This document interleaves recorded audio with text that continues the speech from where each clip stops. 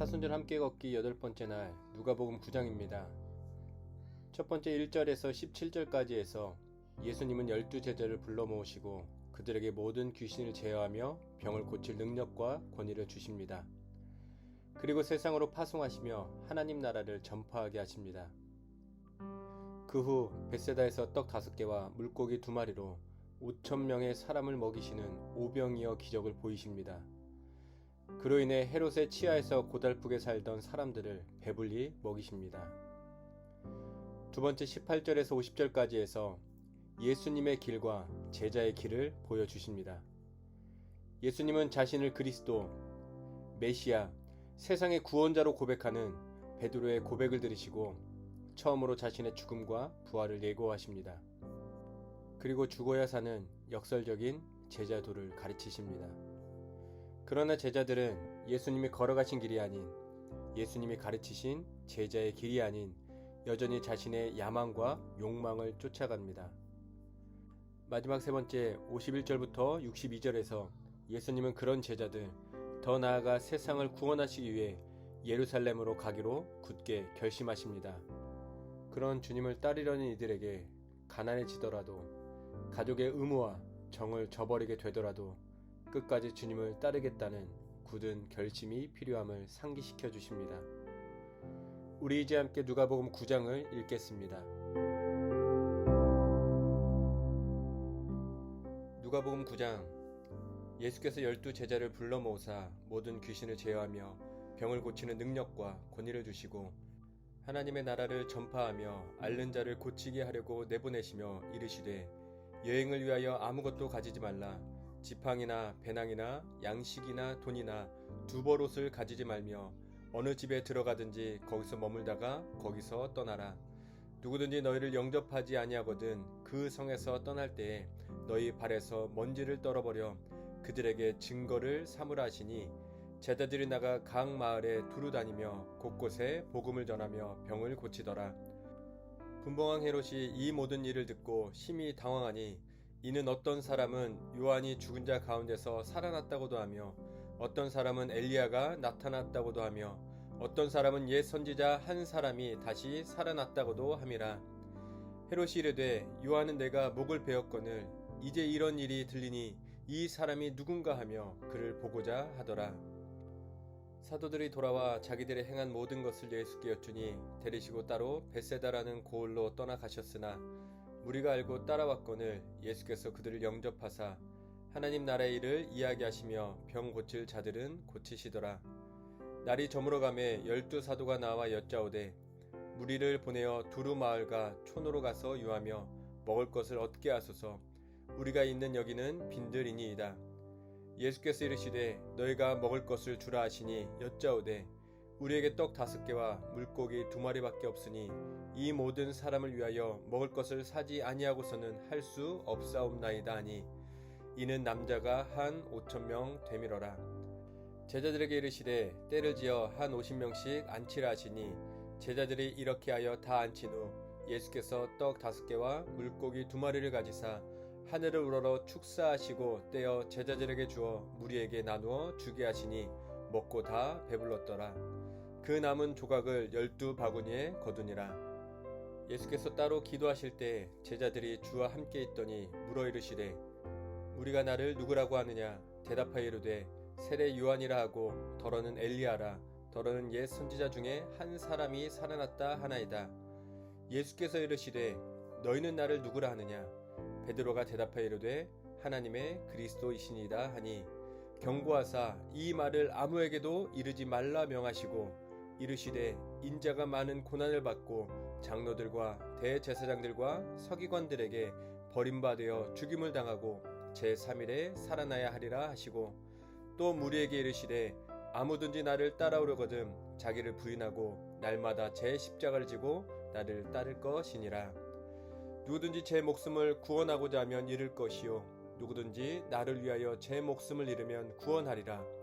사람이 만일 온 천하를 얻고도 자기를 잃든지 빼앗기든지 하면 무엇이 유익하리요. 누구든지 나와 내 말을 부끄러워하면 인자도 자기와 아버지와 거룩한 천사들의 영광으로 올 때에 그 사람을 부끄러워하리라. 내가 참으로 너희에게 이르노니 여기 서 있는 사람 중에 죽기 전에 하나님의 나라를 볼 자들도 있느니라. 이 말씀을 하신 후 8일쯤 되어 예수께서 베드로와 요한과 야고보를 데리고 기도하시러 산에 올라가사 기도하실 때에 용모가 변화되고 그 옷이 휘어져 광채가 나더라. 문득 두 사람이 예수와 함께 말하니 이는 모세와 엘리야라. 영광 중에 나타나서 장차 예수께서 예루살렘에서 별세하실 것을 말할세 베드로와 및 함께 있는 자들이 깊이 졸다가 온전히 깨어나 예수의 영광과 및 함께 선 두 사람을 보더니 두 사람이 떠날 때에 베드로가 예수께 여짜오되 주여 우리가 여기 있는 것이 좋사오니 우리가 초막 셋을 짓되 하나는 주를 위하여 하나는 모세를 위하여 하나는 엘리야를 위하여 하사이다 하니 자기가 하는 말을 자기도 알지 못하더라. 이 말할 쯤에 구름이 와서 그들을 덮는지라. 구름 속으로 들어갈 때에 그들이 무서워하더니 구름 속에서 소리가 나서 이르되 이는 나의 아들 곧 택함을 받은 자니 너희는 그의 말을 들으라 하고 소리가 그침에 오직 예수만 보이더라. 제자들이 잠잠하여 그 본 것을 무엇이든지 그때에는 아무에게도 이르지 아니하니라. 이튿날 산에서 내려오시니 큰 무리가 맞을세 무리 중에 한 사람이 소리질러 이르되 선생님 청하건대 내 아들을 돌보아 주옵소서 이는 내 외아들이니이다. 귀신이 그를 잡아 갑자기 부르짖게 하고 경련을 일으켜 거품을 흘리게 하며 몹시 상하게 하고야 겨우 떠나 가나이다. 당신의 제자들에게 내쫓아 주기를 구하였으나 그들이 능히 못하더이다. 예수께서 대답하여 이르시되 믿음이 없고 패역한 세대여 내가 얼마나 너희와 함께 있으며 너희에게 참으리요 내 아들을 이리로 데리고 오라 하시니 올 때 귀신이 그를 거꾸로 뜨리고 심한 경련을 일으키게 하는지라. 예수께서 더러운 귀신을 꾸짖으시고 아이를 낫게 하사 그 아버지에게 도로 주시니 사람들이 다 하나님의 위엄에 놀라니라. 그들이 다 그 행하신 모든 일을 놀랍게 여길세 예수께서 제자들에게 이르시되 이 말을 너희 귀에 담아두라. 인자가 장차 사람들의 손에 넘겨지리라 하시되 그들이 이 말씀을 알지 못하니 이는 그들로 깨닫지 못하게 숨긴 바 되었음이라. 또 그들은 이 말씀을 묻기도 두려워하더라.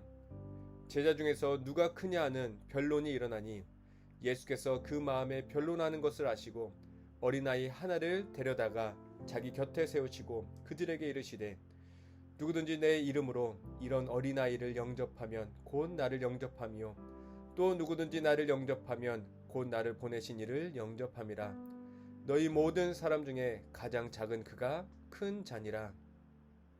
요한이 여짜오되 주여 어떤 사람이 주의 이름으로 귀신을 내쫓는 것을 우리가 보고 우리와 함께 따르지 아니하므로 금하였나이다.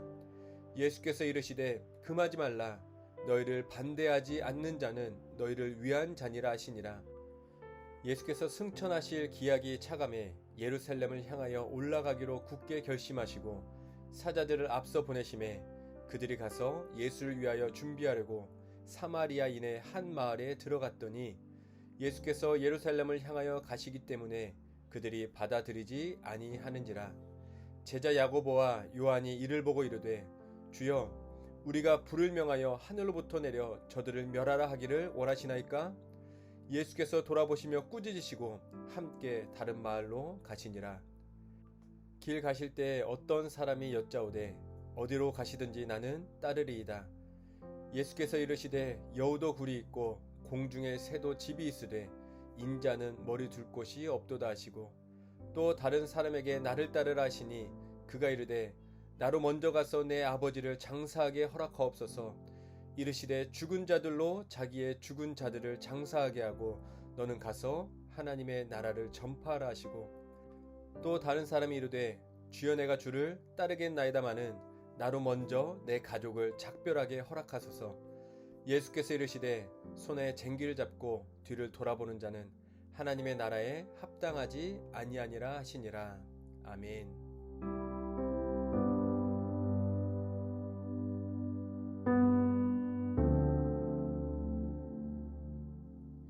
사랑하는 하늘가족 여러분, 예수님의 길은 삶으로 살아가신 하나님의 나라입니다. 예수님께서 삶으로 가르치신 제자의 길은 우리가 삶으로 살아가야 하는 하나님의 나라입니다. 예수님의 길, 제자의 길이 어려워 보이는 이유가 무엇일까요? 나의 욕망과 야망이 아닐까요? 예수님을 믿고 따르면서도 내가 원하는 삶을 살고자 하는 그 마음이 단순하고 명확하게 보여주신 생명의 길을 가는 걸림돌이 되고 있습니다.